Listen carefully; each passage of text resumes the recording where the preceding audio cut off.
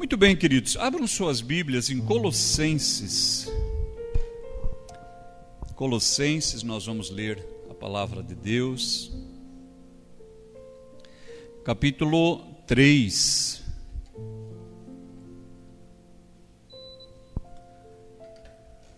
Aleluia! Glórias a Deus. Quero dizer aos irmãos que Jesus estará operando milagre durante a ministração da palavra. Quando nós olhamos para a Escritura, o que nós encontramos? Que no versículo 3 de Gênesis, disse Deus: haja luz, houve luz. Perceberam? Deus, ele fala, e na hora que ele fala, o milagre acontece. Toda vez, irmãos, que Deus fala, descortina-se uma janela para o sobrenatural. Eu creio nisso. A igreja precisa aprender isso. Toda vez, irmãos, que a palavra de Deus é lida, pregada, falada, a Bíblia diz que Naamã, ele não resistiu à fala de Deus na boca daquela menina. E ele viajou da Síria até Jerusalém por causa da palavra de Deus na boca de uma menina. Percebe? E a partir daí o sobrenatural o alcançou. Nós vemos também que quando José fala com Faraó, a palavra de Deus está na boca dele e vem salvação sobre todo o Egito e os países à sua volta. Quando Daniel fala com Nabucodonosor, o sobrenatural se descortina outra vez. A palavra de Deus também diz que Jesus, ele pregava, ensinava e curava. É o tríplice ministério do Senhor. Perceberam? A palavra de Deus está sempre cercada de milagres. O apóstolo Paulo disse: o meu ministério não consistiu de palavras de sabedoria humana, mas de manifestação de prodígios de poder. Todo lugar que a gente olhar que alguém está pregando a palavra de Deus, milagres estão acontecendo. Então, nesta noite, milagres estão acontecendo neste lugar e acontecerão na nossa vida. Os irmãos acharam Colossenses capítulo 3, diz assim o versículo 18. Para quem está conosco pela primeira vez, nós queremos dizer aos irmãos, minha família, que nas quintas é o culto da palavra.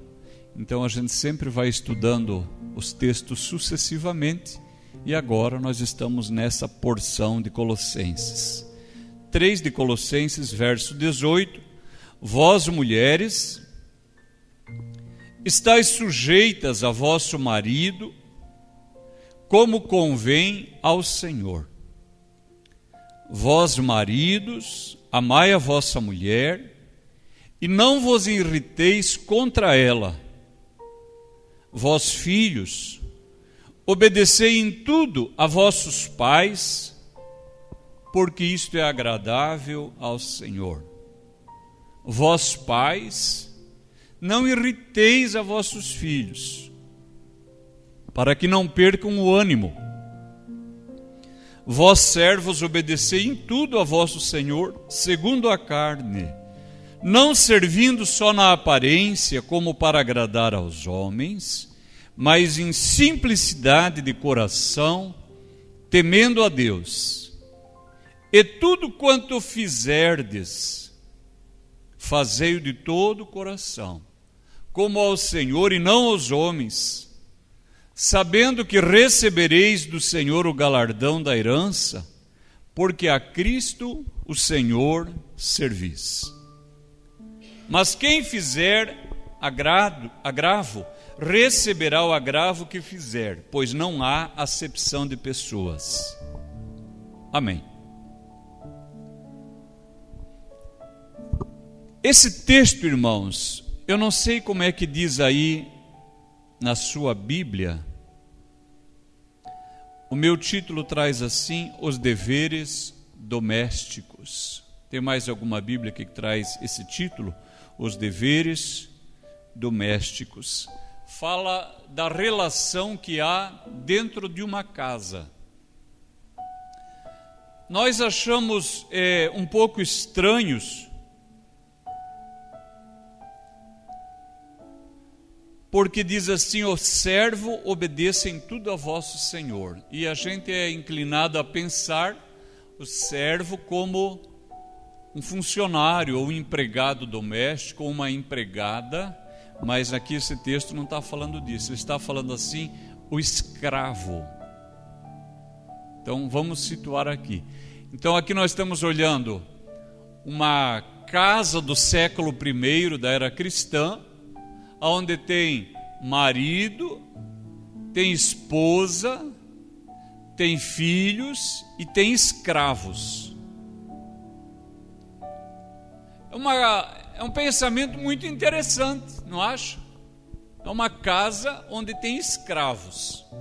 E o apóstolo Paulo, ele escreve para essa casa cristã, onde tem um escravo, né? Ou alguns escravos.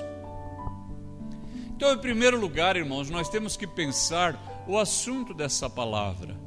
Esse texto aqui, ele fala de relacionamentos. Como eu me relaciono com a minha esposa, como ela deve se relacionar comigo, como nós devemos nos relacionar com a Sara, o Mateus, a Brenda, como eles devem se relacionar conosco e como que nós devemos tratar o nosso escravo e como o nosso escravo deve se relacionar com a gente. É isso que o apóstolo Paulo está pensando enquanto ele escreve esta palavra. Amém, queridos? Até aí estamos juntos?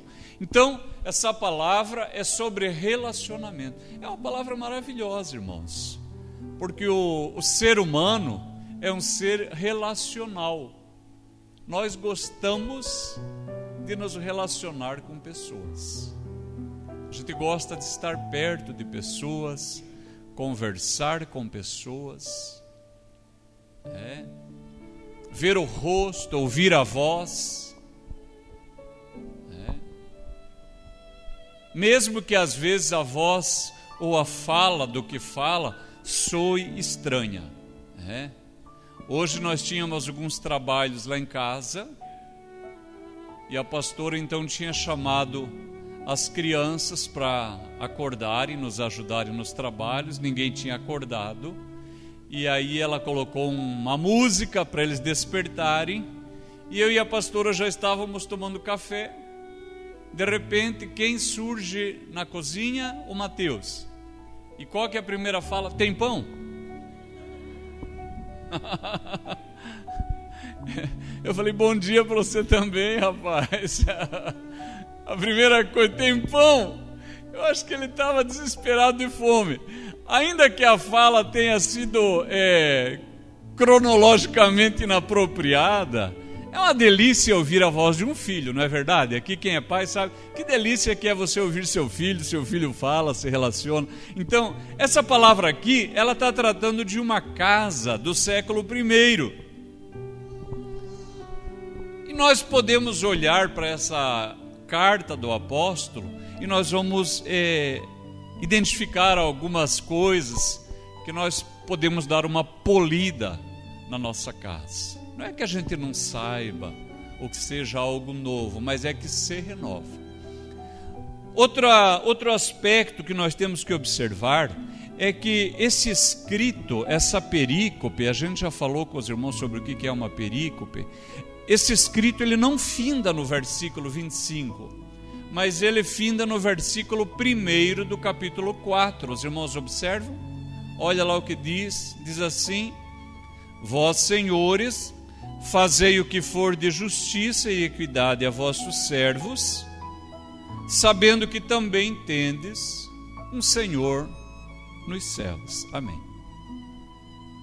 Cada vez que os irmãos forem estudar a palavra de Deus, procurem observar se está correta a distribuição dos versículos. Como os irmãos sabem, os números de capítulos e os números de versículos não são a palavra de Deus, Eles foram adicionados, a divisão por capítulos, em 1551, e algum tempo depois, por versículo. Então, às vezes nós encontramos algum erro. Então, o nosso texto, ele vai até o versículo 1 do capítulo 4. Então, agora vai fechar a visão que o apóstolo Paulo está tendo dessa casa do século I, uma casa de cristãos, onde há marido, esposa, filhos, escravos e senhores de escravos, que são os donos da casa. Ele vai dizer como que a gente deve se relacionar. Olhando o texto, irmãos, a gente percebe que a primeira exortação é identificar a autoridade. Mas nós precisamos saber quem é a autoridade na nossa vida. Tem gente que não sabe quem é a autoridade sobre a sua vida. Tem homem que não sabe, tem jovem, tem aluno que não sabe quem é a autoridade, tem filho que não sabe. Então, a primeira exortação, quando eu estou num lugar, quem que é a autoridade?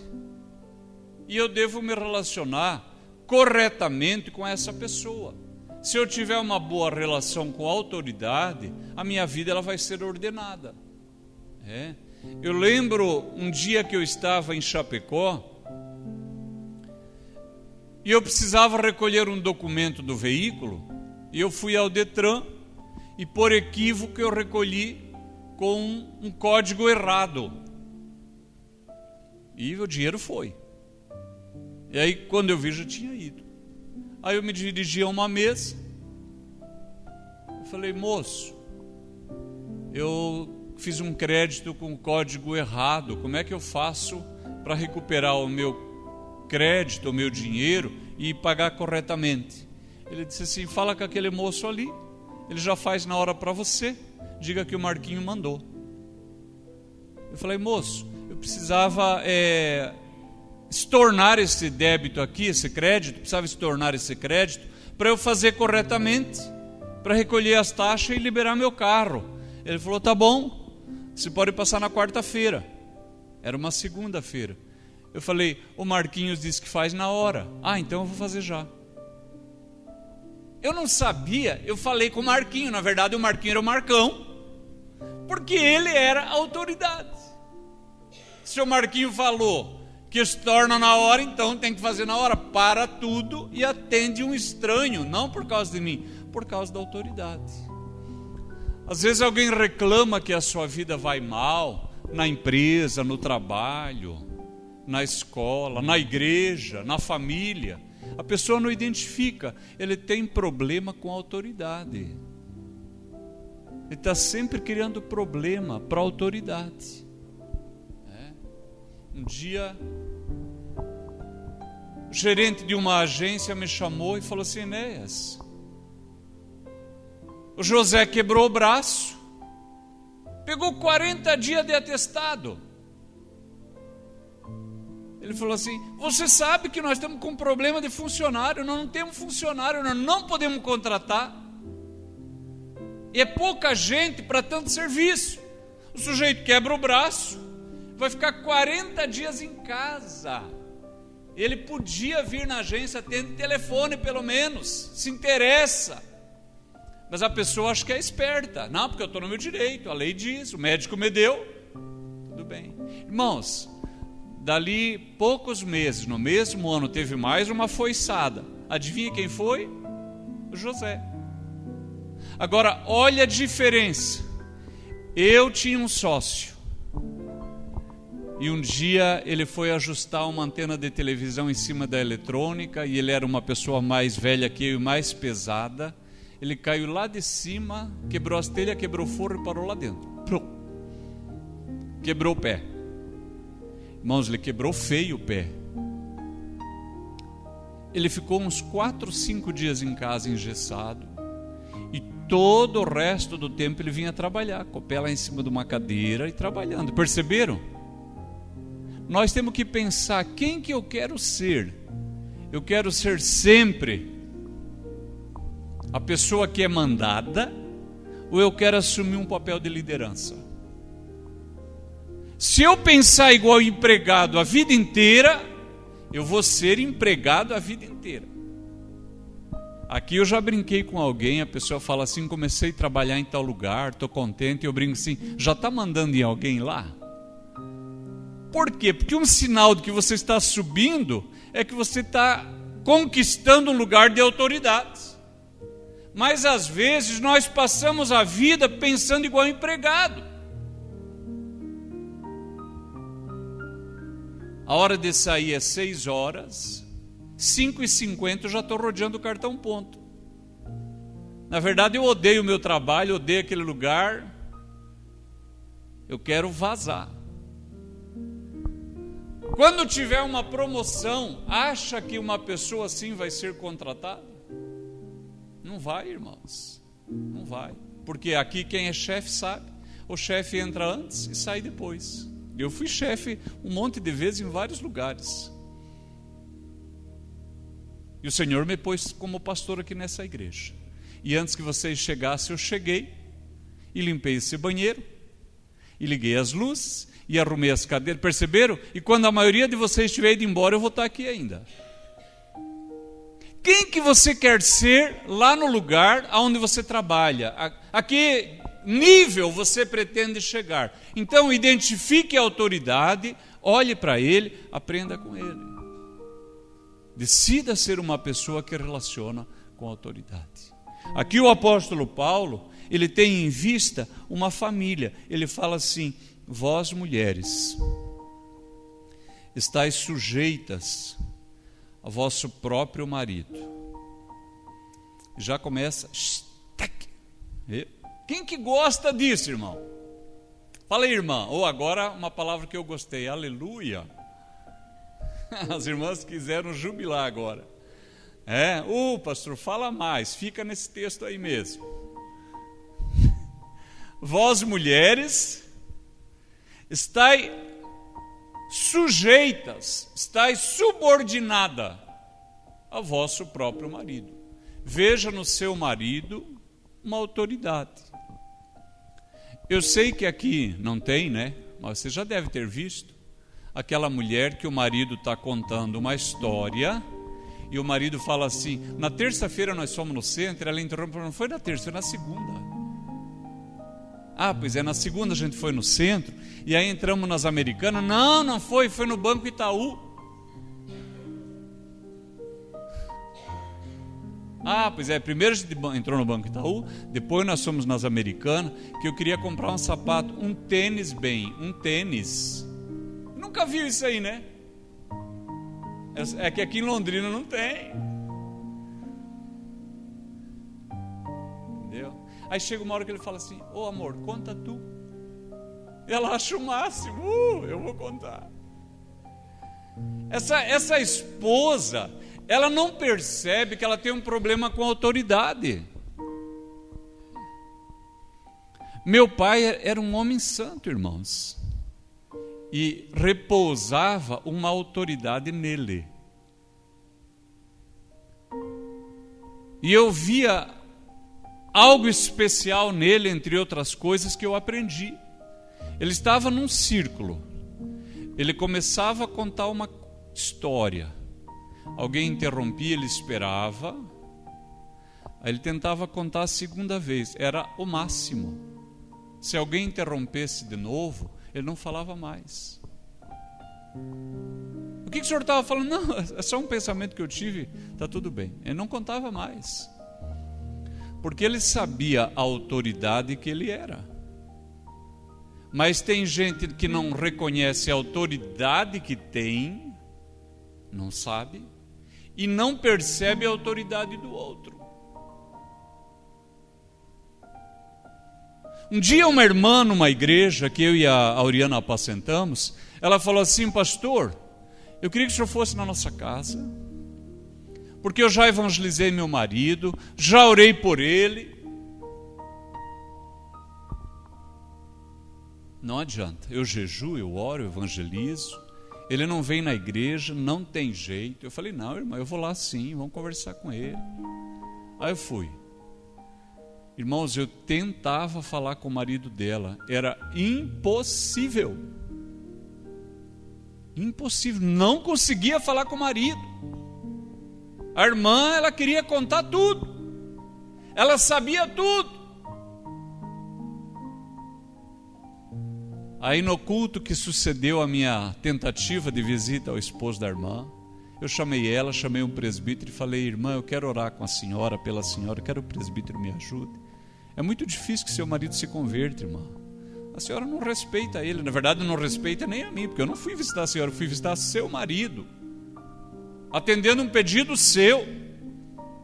Mas a senhora tem problema com a autoridade. Como é que ele não fala? Mas ele não vai falar, a senhora não deixa. Impossível. Sabe, tem uma coisa que a gente precisa pensar, como família. É que meu marido é um tonto. Mas se aquela mulher casou com ele, quem que é mais tonto? É isso, irmãos. É isso. Eu nunca poderia falar mal da minha casa, porque eu moro lá, eu volto para lá. Os irmãos entendem isso? Isso aqui é falta de sabedoria. Como que eu vou falar mal da minha casa se eu moro lá e eu volto para lá? Ah, lá em casa são todos uns burros. E depois eu volto. Eu falo mal da minha esposa, depois volto. Eu falo mal da igreja, volto. Não tem algum problema aí? Tem. É falta de reconhecer a autoridade, é um princípio de autoridade. Então a mulher esteja sujeita a seu marido, porque a mulher que manda no marido, ou que não reconhece a autoridade dele, ela passa vergonha, né? Ela faz o marido passar vergonha. E depois ela se decepciona com o próprio marido. É um frouxo, mas é que ela também, a primeira pessoa que deveria reconhecer a autoridade dele é ela. Então a esposa, ela precisa ter essa visão da palavra de Deus. A mulher esteja sujeita ao próprio marido. Agora, ainda sobre sujeição. O filho obedeça em tudo a seu pai. Ainda bem que vieram os obedientes hoje, né? Porque aí você vai ficar feliz, vai falar: amém, pastor, essa palavra que eu queria ouvir, estava com saudade, porque eu sou um filho obediente, eu sou uma filha obediente. O filho obedeça em tudo a seu pai. Qual o pai que vai querer o mal do seu filho? Qual a mãe? É ou não é? Nós olhamos para os nossos filhos, nós desejamos o melhor para eles. Isso aqui é na igreja, é fora. Eu lembro da vida profissional que eu levava anteriormente. Os diretores do banco, pessoas de bem, eles falavam: qualquer pessoa, ele quer o seu filho bem. Aquele caipira que não pôde estudar, ele se rala, ele guarda a colheita inteira para tentar mandar o filho para o colégio. E depois tenta mandar para a faculdade. Ele mesmo anda com uma roupa toda estropiada, mas ele quer que o filho vá para a cidade. Perceberam? A mãe. Perguntaram para uma mãe: qual o filho, mãe, que a senhora mais ama? Ela disse: o filho que eu mais amo é aquele que está pobre até que ele enriqueça. É o filho que está doente até que ele seja curado. É aquele que saiu de casa até que ele volte. Perceberam? Para uma mãe, filho bom é filho perto, é filho próspero, é filho com sucesso. Por que você desobedeceria sua mãe e seu pai? Por que você se rebelaria com quem mais ama você? Às vezes o moço, falto de entendimento, ele prefere dar ouvido para o menino de rua. Às vezes a moça, que não tem miolo, ela prefere dar ouvido para uma menina de rua, envolvida em tudo que não presta. Um rapaz envolvido em tudo que não presta, em vícios, rebeliões, pequenos crimes, marginalidades. Eu disse aos irmãos, um dia chegou à nossa casa depois das 10 da noite, um pastor que era daqui mudou-se. Ele veio lá em casa e falou assim: pastor, eu precisava de um dinheiro emprestado, porque meu filho estava com uns moleque, a polícia veio prender os moleque, porque era tudo tranqueira, e prenderam o meu filho junto. Irmãos, eu só tinha 10 reais naquela noite, eu me arrependo, eu falei, só tenho 10 reais, eu devia ter dado os 10, era o que eu tinha, devia ter dado. Para ele não significaria nada, mas para mim, eu teria feito o meu melhor. Então, por que um filho se rebelaria contra seu pai, sua mãe? Por que gritaria contra os seus pais? Por que levantaria a voz contra sua mãe, contra seu pai? Por que seria rude, mal educado?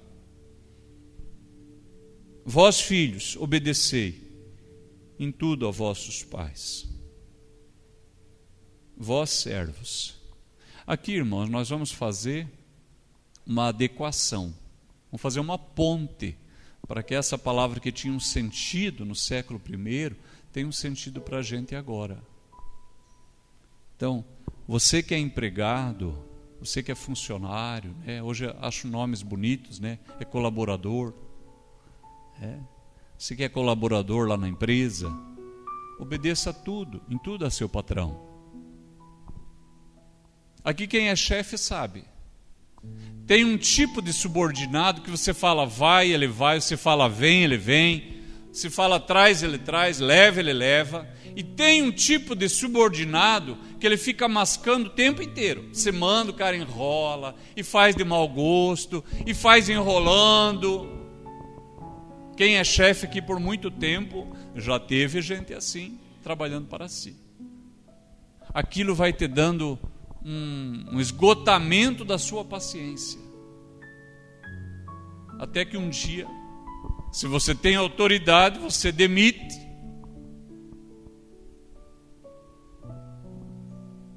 Transfere para uma outra área. Você não quer ver mais a pessoa. Quem que gosta de trabalhar? Irmão, qual trabalho que é molinho, irmão? Qual trabalho que é fácil? Todo trabalho tem um grau de dificuldade. E não está errado, irmãos, essa nomenclatura nova aí, os colaboradores, porque é um ambiente de colaboração. É verdade que tem níveis de hierarquia, tem que ter, irmãos, alguém tem que mandar. Mas é desgastante quando a pessoa que deveria ser um colaborador, ela é uma trava no teu serviço. Obedeça em tudo. Meu primeiro trabalho com registro em carteira, eu fui eletricista. Nós éramos 4 colegas. Então 2 chegavam, já subia lá em cima, outros iam passando a fiação aqui por baixo. E um dos colegas, ele sentava assim, e a outra perna assim, e ficava perto ali emendando. Pensei, meu Deus, nunca mais sai esse serviço daqui. Todo mundo andando lá de cócora, ajoelhado para o trabalho render. Um sujeito ali sentado parece que foi almoçar. Então, esse tipo de gente não sabe por que não funciona. Obedeça em tudo a teu patrão. É o que está escrito aqui. Obedeça em tudo ao teu patrão segundo a carne. Os irmãos lembram que na semana passada nós passamos aqui o vídeo do empregado daquela grande companhia, em que ele vai ensinar o novo funcionário, não sabendo que o novo funcionário é na verdade o dono da companhia, que está travestido de empregado. E ele diz: olha, meu amigo, põe a luva, para você não se acidentar. Depois foi lá, observou o trabalho, falou assim, você esqueceu alguns pregos aqui, a carga pode se deslocar dentro do container, isso aqui tem a ver com a nossa segurança, com a segurança do que nós fazemos. E depois ele acrescentou, amigo, faça tudo como se você estivesse fazendo para Deus. Testemunho lindo, lindo demais. Vós, servos, obedecei em tudo a vosso Senhor segundo a carne, não servindo só na aparência, como para agradar os homens. Aqui quem trabalha na área de produção, você já viu, tem colega que vai para o banheiro e não sai nunca mais. E vai 5 vezes, vai 10 vezes e tal. Essa pessoa não pensa igual o patrão, ele pensa igual o empregado. Uma pessoa dessa um dia vai ser patrão, vai ser chefe. Aqui quem tirou carteira de trabalho, já viu o exator lá, o examinador lá do Detran? Você vai lá, senta no seu carro, não dá a impressão que ele não está te olhando? Dá a impressão sim, mas tu faz qualquer bobaginha e já... O patrão, o chefe, parece que não está te olhando. Não tem empresa que tem um vidro grande lá? Adivinha para que é aquele vidrão? Aquelas câmeras, para que é? Achei que era só para segurança. Não sabia. Claro. Então esse funcionário, essa pessoa que pensa igual empregado, ele vai ser empregado mesmo. Agora aquele que pensa como patrão, que olha pela empresa, porque é de lá que nós comemos o nosso almoço, irmãos. O tênis que você está vestindo, o sapato, você comprou do salário que você ganhou lá, eu também. Então a Bíblia diz, faça, não só na aparência como para agradar aos homens.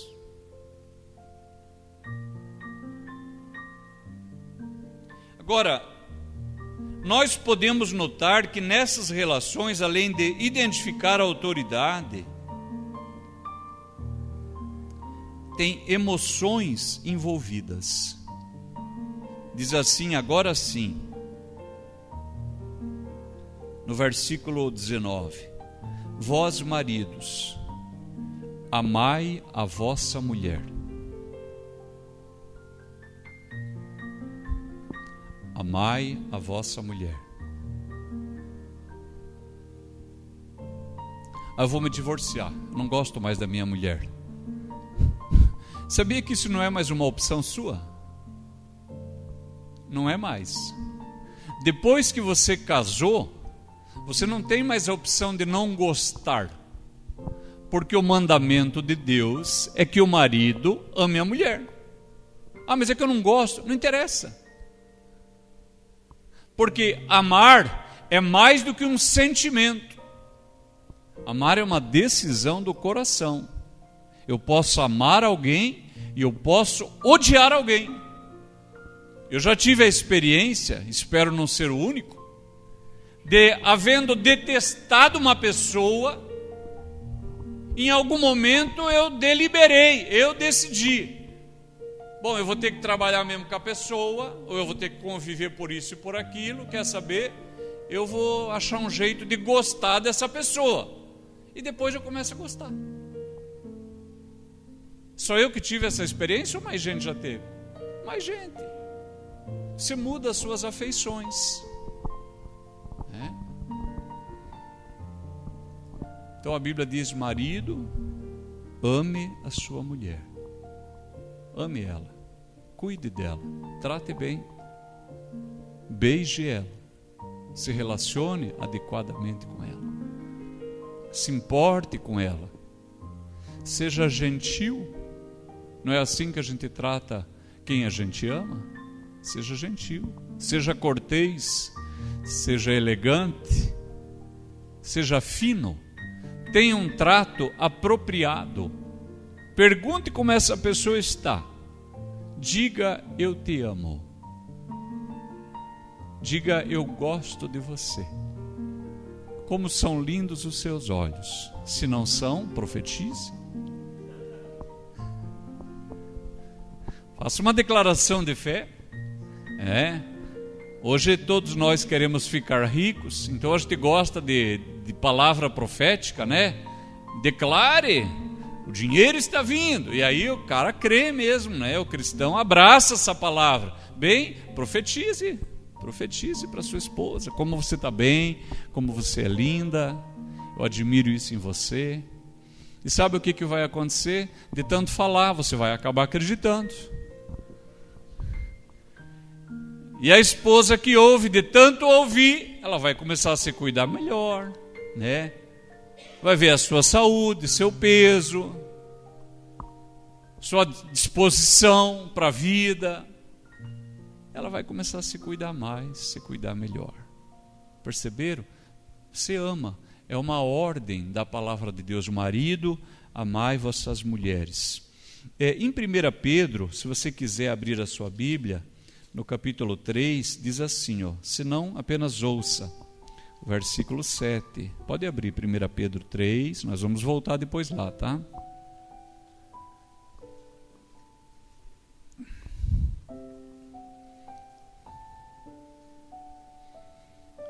Primeira Pedro 3, verso 7. Igualmente vós, maridos, coabitai com ela com entendimento, dando honra à mulher, como vaso mais fraco. Me permita fazer uma parte. Olha como a palavra de Deus é perfeita. A Bíblia diz que a mulher é um vaso mais fraco. O homem tem mais músculo do que a mulher. Notadamente, o homem é maior do que a mulher. O cérebro do homem maior do que o da mulher. Se pesar o esqueleto de um homem e de uma mulher com o mesmo tamanho, o peso do esqueleto do homem vai ser maior, porque tem mais densidade. É por isso que a mulher sofre mais, é uma das razões, tem outras, porque a mulher está mais suscetível à osteoporose. Se você for olhar o recorde de salto em altura, você vai ver que o recorde masculino é alguns centímetros maior ou mais alto do que o recorde feminino. Se você for olhar a corrida de 100 metros rasos, uma mulher nunca conseguiu fazer em menos de 10 segundos. O homem já há 30 e poucos anos já fez com menos, está em 8 segundos e alguma coisa. Deus diz, e a palavra dele é perfeita, que homem e mulher são diferentes. Agora esses malucos estão dizendo que é tudo igual. E aí tem uns homens que deixaram de ser macho e agora puseram o nome feminino. E essa semana foi assinado um documento onde diz que na escola o menino que resolver se chamar menina vai ter que ser respeitado o nome feminino. Agora esses malucos estão com um problema, porque tem um monte de homem usando o nome de mulher. Agora entrou na liga de vôlei um homem jogando contra a mulher, entrou no MMA, UFC, homem batendo em mulher e todo mundo aplaudindo. Por quê? Porque rejeitaram a verdade de Deus. Tá bem, irmãos? Rejeitaram a verdade de Deus. Aqui diz: o marido coabite com ela com entendimento, dando honra à mulher como vaso mais fraco. Marido, ame profundamente a sua mulher. Ame intensamente. A mulher passa aquela semana dela lá das regras, uma coisa tão desagradável, cansativo. Perceberam? Se ela não tem as regras, se ela é doente de algum modo e não tem, é uma tristeza. Se ela tem, é um trabalho cansativo. A mulher carrega uma criança no ventre 9 meses. Perceberam? Nós que temos um filho, 2, 3. Amamenta essa criança meses, 1 ano, 2 anos. Então pode acontecer que o corpo da mulher se deteriore mais rápido do que o seu. Mas sua mulher não foi achada em algum lugar. Você a escolheu, você a amou, você a desejou. Coabite com ela como vaso mais fraco, dando honra a ela. E agora preste atenção, porque isso aqui faz parte do ensino de Paulo. Como sendo vós os seus co-herdeiros, ou seja, herdeiros juntamente da graça da vida, para que não sejam impedidas as vossas orações. Olha só. A palavra de Deus, ela tem esses gatilhos assim, irmãos, que nós temos que estar muito atento. A Bíblia diz que se eu for trazer minha oferta aqui, e eu tiver ofendido meu irmão, é para eu deixar a oferta aqui. Fala isso, deixa a tua oferta lá no altar. Ah, então eu não preciso dar? Não, não é isso que está falando, não. Não vem querer me lograr. Vim trazer minha oferta, estou ofendido com alguém, eu ofendi. Eu pego a oferta, põe no envelope e deixo aqui. Aí eu vou lá, irmã, me perdoe. Aquele dia eu fui infeliz, eu falei para a irmã que eu não deveria ter falado, não era o lugar certo, não foram as palavras certas. Se a senhora pudesse me perdoar, eu ficaria muito grato, porque eu quero ofertar ao Senhor. Faz parte do meu culto, mas eu sei que a senhora está triste, o senhor. Perceberam? Vai lá, resolve, a Bíblia diz, depois vem, pega, põe. Agora aqui, olha um outro gatilho. Respeita a tua mulher, para que não sejam impedidas as vossas orações. Gente, olha que situação. Eu achei que eu podia brigar com ela e ser pentecostal igual. Não, não pode. Eu achava que eu podia tratar mal minha esposa e orar e levantar as mãos e está tudo certo. Não, não está. Coabite com ela dignamente, para que não sejam impedidas as vossas orações. Eu fiquei pensando que nós, os homens, nós irritamos muita gente. Volte lá para Colossenses. Diz assim o final do versículo 19: vós maridos, não vos irriteis contra ela, vós pais, não irriteis os vossos filhos. Os maridos são os irritão. Nós temos que cuidar, pais. Porque às vezes você fala algo para o seu filho, você continua falando, ele já ouviu, já entendeu. Você dá uma bronca, que às vezes eles precisam. Eu sei que aqui os adolescentes que não, porque aqui é só prata fina. Mas você dá uma bronca e aí fica brabo o dia inteiro. Seu filho não entende, ele pensa, puxa vida, já levei a bronca, já entendi. Por que ainda está irritado comigo? Nunca aconteceu aqui, mas só... É forte, hein? Perceberam que esse texto que tem muito a ver com relacionamento? Você dá uma bronca porque tem que dar uma bronca, e depois você toca seu dia para frente, deixa seu filho em paz. Um dia uma mãe falou assim para mim, pastor, estou muito irritado com meu filho, e eu até pensei de não dar um presente de Natal para ele, porque eu estou muito aborrecido. O que o senhor acha? Eu falei, você está completamente irritado, errado. Você está completamente errado. Está irritado também, né? Quem riu é porque está irritado. Eu falei, você está errada, porque o presente é por causa do Natal. O Natal não se alterou, o calendário não mudou por causa da tua irritação. Você vai fazer as coisas erradas. Você dá uma bronca se ele está precisando, verbaliza, fala o que está errado, o que tem que mudar, mas isso não muda seu amor, é seu filho. Não tem outro, é esse. Perceberam? Então os pais não devem irritar os filhos.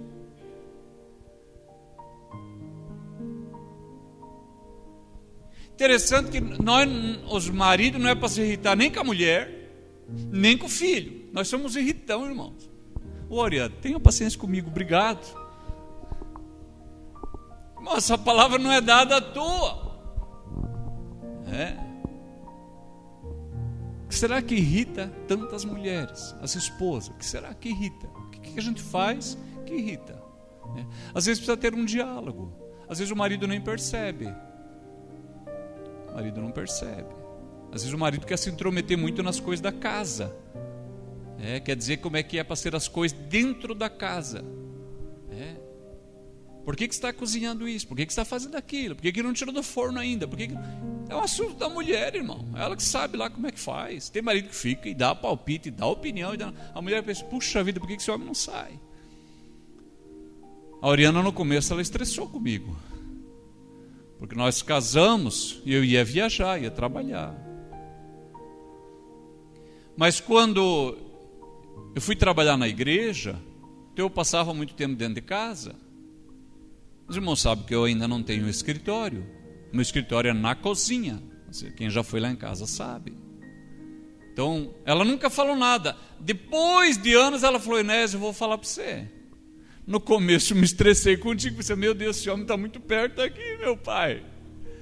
Entendeu? Né? Tá certo assim? Então é isso. Às vezes o marido é muito entrão, muito intrometido.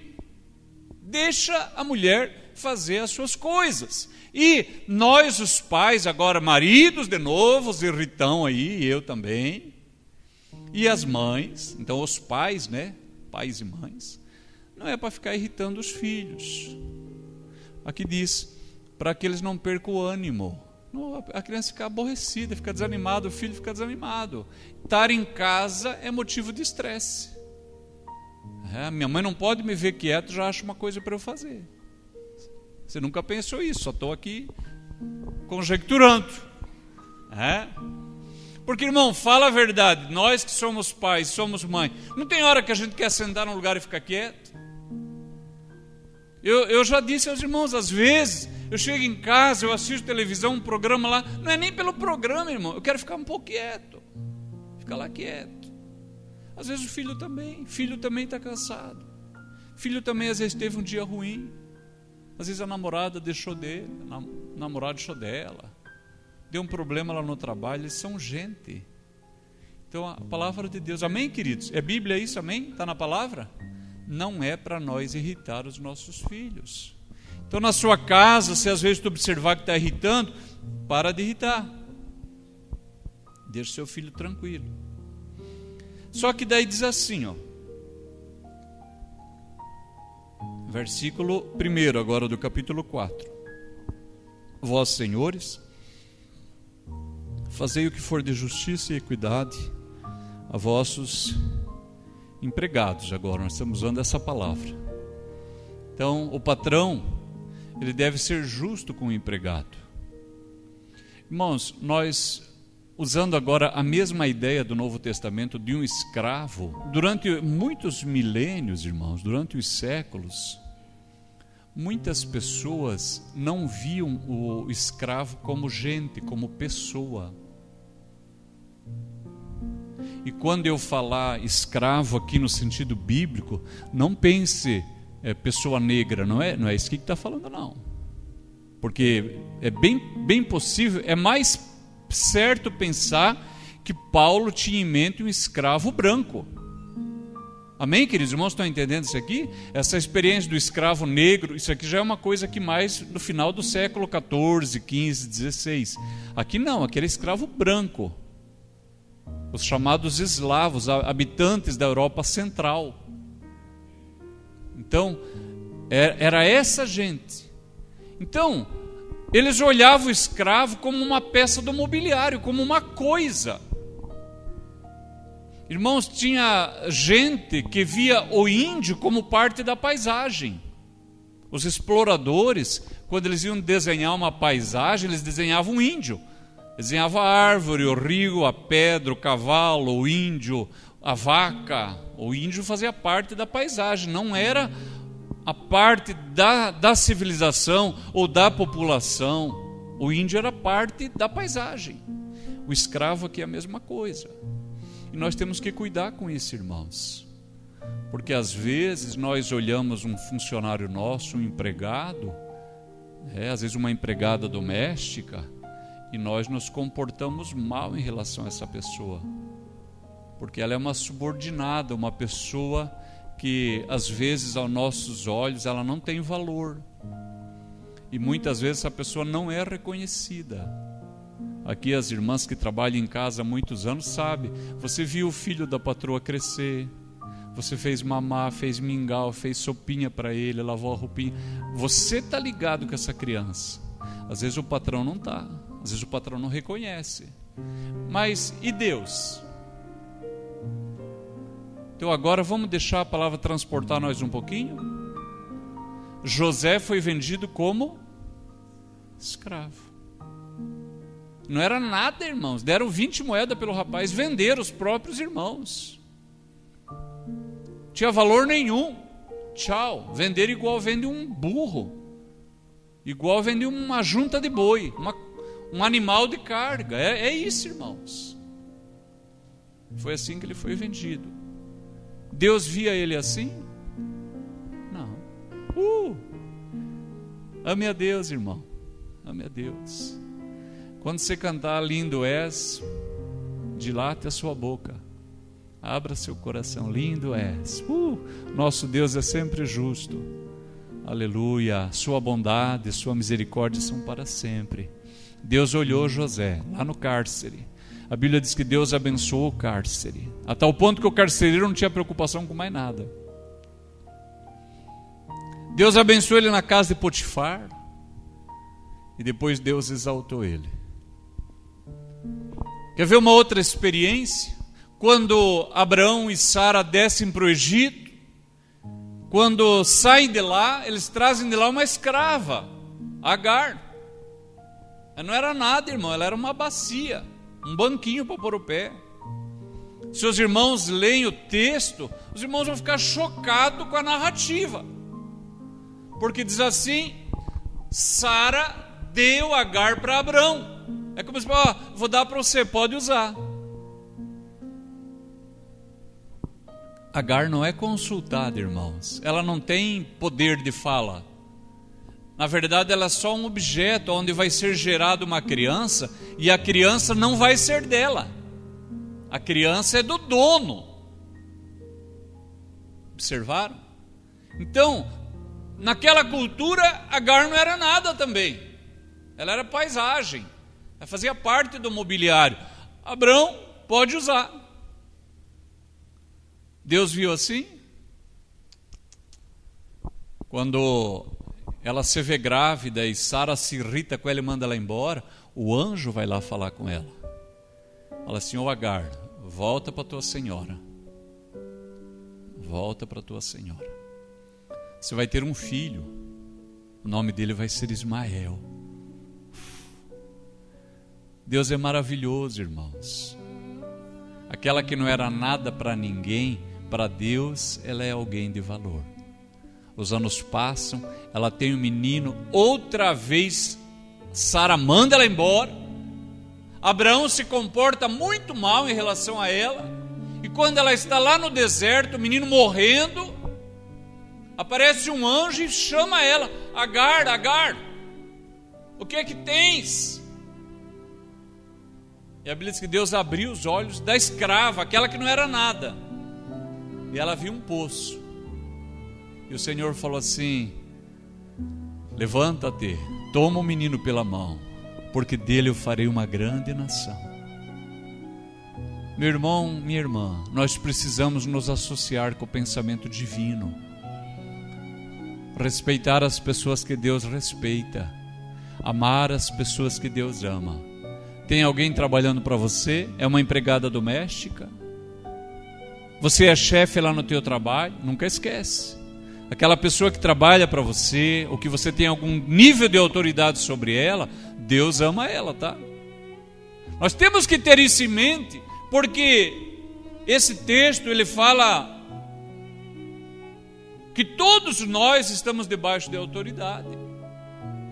Porque quando fala assim, mulher respeita o marido, filho respeita os pais, então parece que o marido é o bam. Esse texto diz que não. Esse texto diz que tem uma hierarquia. São níveis de autoridade. Primeiro o Senhor, amém? Deus. Depois na nossa casa está o marido, depois a esposa, depois os filhos, depois o empregado, a empregada doméstica. Mas olha o que diz aqui no versículo 18. O finalzinho diz assim: como convém no Senhor. Versículo 20, finalzinho, agradável ao Senhor. Final do 22, temendo a Deus.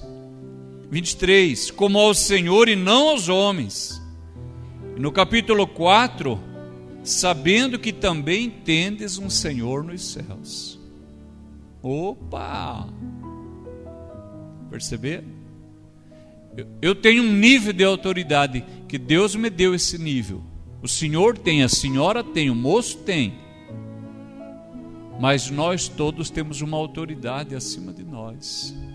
Aqui nós vamos prestar conta do que nós fizemos com aquela autoridade que nós recebemos de Deus.